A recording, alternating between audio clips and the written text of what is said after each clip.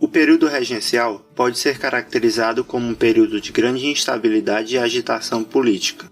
Após a abdicação de Dom Pedro I, seu sucessor Pedro de Alcântara, futuro Dom Pedro II, como era menor de idade, não poderia assumir o trono. Na época possuía apenas 5 anos. Para essa ocasião, a Constituição de 1824 dizia que o império deveria ser governado por um regente que fosse parente próximo do imperador. Porém, não havia ninguém que se encaixasse nesse perfil naquele momento. Então, nessa ocasião, a Constituição de 1824 dizia que deveria ser formada uma regência trina. Essa regência deveria ser formada por 3 membros eleitos pela Assembleia Geral, composta pelo Senado e pela Câmara dos Deputados. Porém, no momento da abdicação, a Assembleia estava em recesso. Então, os poucos parlamentares que estavam presentes trataram de eleger uma regência trina provisória. Antes de falar da regência trina provisória, é importante saber os grupos políticos que predominavam naquela época. Esses grupos eram restauradores. Esse grupo defendia a volta de Dom Pedro I como imperador do Brasil, e alguns defendiam até uma monarquia absolutista. Esse grupo acaba em 1834, com a morte de Dom Pedro I. Eles descendem do antigo grupo político conhecido como Partido Português. Liberais exaltados. Defendiam uma maior autonomia das províncias brasileiras, ou seja, queriam uma descentralização do poder.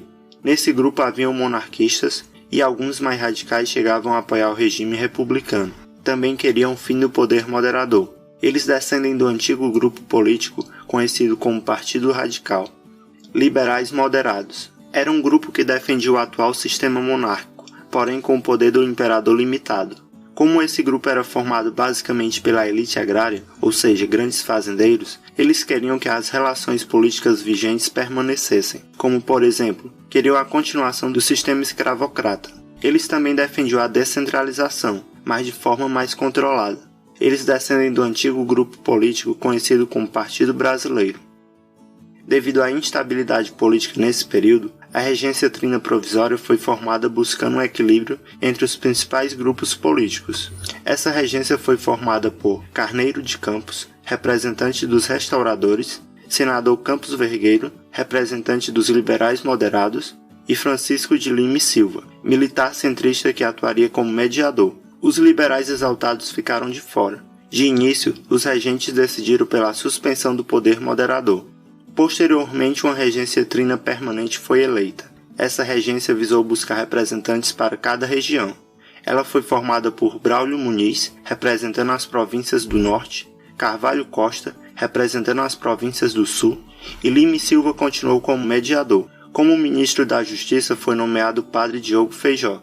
Algumas medidas importantes tomadas durante essa regência foram: Guarda Nacional. Muitas revoltas contra o governo tinham surgido no período de Dom Pedro I, e novas revoltas estavam surgindo no período regencial.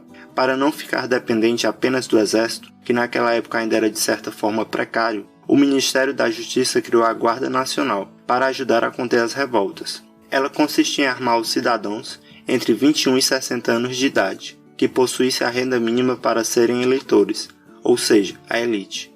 Quem era recrutado para a Guarda Nacional detinham o título de coronel. A maioria eram grandes proprietários de terra. A criação da Guarda Nacional também teve como motivo criar forças militares mais leais ao governo central, já que muitos dos militares do exército, principalmente os de baixa patente, se identificavam com as reivindicações das revoltas que surgiam e acabavam se unindo aos revoltosos. Ato adicional. Esse ato fazia com que as províncias tivessem mais autonomia, como por exemplo, poderiam criar suas próprias leis, desde que não ferisse a Constituição de 1824, e também estabelecia que a regência trina agora passaria a ser una, e o regente seria eleito por voto secreto para um mandato de 4 anos. O ato adicional proporcionou uma experiência republicana no país. Regência una de Feijó. Feijó venceu as eleições e se tornou regente. Ele era um liberal moderado, e durante seu governo várias rebeliões eclodiram no país, como por exemplo, Cabanagem, Guerra dos Farrapos, Sabinada, entre outras. Devido à pressão que vinha sofrendo por não conter as revoltas, em 1837 ele renuncia. O período de 1831 até 1837 ficou conhecido como Avanço Liberal. Com a autonomia que o ato adicional tinha dado para as províncias, isso também tinha acarretado no aumento das tensões políticas locais. Dessa forma, Quem apoiava o ato adicional era chamado de progressista, e quem não apoiava era chamado de regressista. Os progressistas e regressistas eram basicamente uma divisão do grupo dos liberais moderados, já que os restauradores e liberais exaltados tinham perdido bastante força. Com a renúncia de Feijó, uma nova regência foi estabelecida, Regência Una de Araújo Lima. Ele era um conservador, e em sua regência ele criou a lei interpretativa do ato adicional, que fazia com que a autonomia nas províncias fosse diminuída. O período que compreende a sua regência, 1837 a 1840, ficou conhecido como Regresso Conservador. Vendo a instabilidade política no momento, os liberais conseguem dar fim ao período regencial através do golpe da maioridade, que consistiu em reconhecer Pedro de Alcântara como maior de idade aos 14 anos. Desta forma, em 1840, Dom Pedro II tornou-se imperador do Brasil. O golpe da maioridade foi feito com assentimento de Dom Pedro II. Além disso, grande parte da população clamava pelo retorno da figura do imperador.